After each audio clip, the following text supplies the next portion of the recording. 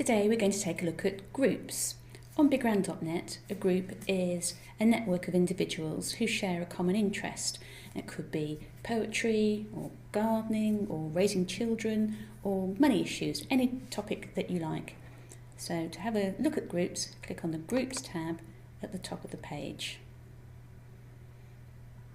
This takes us to the main groups page, which has lists of all the groups that exist in BeGrand.net. Some of these were created by BeGrand.net staff, but the majority of them have been created by our members to reflect their particular interests. Now, before you go any further, it's a good idea just to check that you are logged in, because although you can view the content of groups, you can't post your own contributions or do a whole range of other things unless you're logged in. So it's a good idea to do that now. Looking at the main groups page, you see near the top there's a list of some featured or popular groups, and on the right hand side a list of the newest groups that have been created. So if you want to see what's new, look here on the right hand side for the very latest groups, and then below them we have a long alphabetical list of all the groups covering all different subjects that have been created on BeGrand.net. Now we're going to take a look at just one of these, the Craft Corner. It's quite a busy group, and here we can see there's quite a number of different posts on this subject, all posted by different people who are all interested in different craft activities. Let's just find one down here.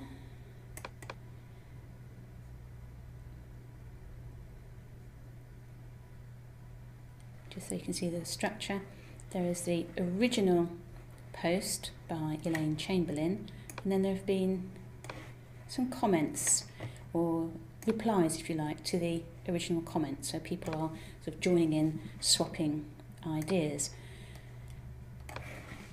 Now, if you have a look on the right hand side here, you can see underneath it shows that I'm looking at Craft Corner, but the only option I have is to join. I'm not currently a member. So if I just click the join button, you'll see what happens when you become a member of a group. It's very easy to join, literally, you just click the button.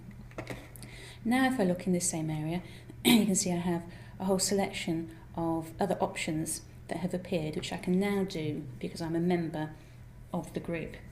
So what we're going to do now is going to have a look at another group and see what else we can do there. So if we go back to the main groups page, and we'll scroll down the list of groups again, but look at, when we get to the Craft Corner group, it's now showing me that I'm a member of that group. So that's shown on this display here, so you can quickly see which groups you're members of and which ones you aren't. And remember, you can look at any group without being a member. It's just if you want to contribute to it, you need to be a member. So we're going to look for one. Here's another one that I'm already a member of.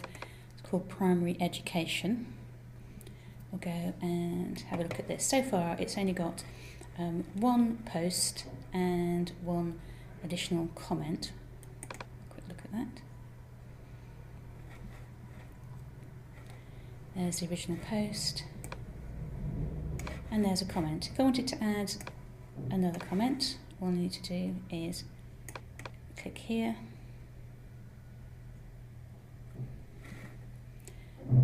and add a quick title.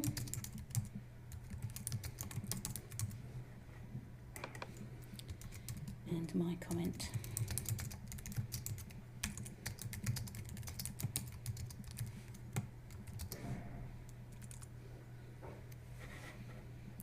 Very short comment. My comment could be much longer than that. I'm just trying to be quite quick. I click on the preview button and I can have a look at what my comment looks like before it's published. There it is, looks fine. If I wanted to, I could change it here, make any corrections I wanted, but it's all looking fine. So we'll click save. And now we can see There's the original post and then the comment that I've added just now. Now, if instead of commenting on an existing post, I wanted to add my own post within the group of primary education, I come over here on the right and I click on Create Group Post, which means create a post in this current group. So I need to give it a title. And want it to be public. We don't want it to be published in the craft corner because that would be inappropriate. So best to just publish it in the main group, not in any other groups that you're members of. Come down here to the post area and you type your content of your post in this box. The good tip is to not copy and paste text from Word or from elsewhere into here because it can cause formatting problems. But if you type directly into the box, you shouldn't have any problems. So I'm going to write a very short first post. And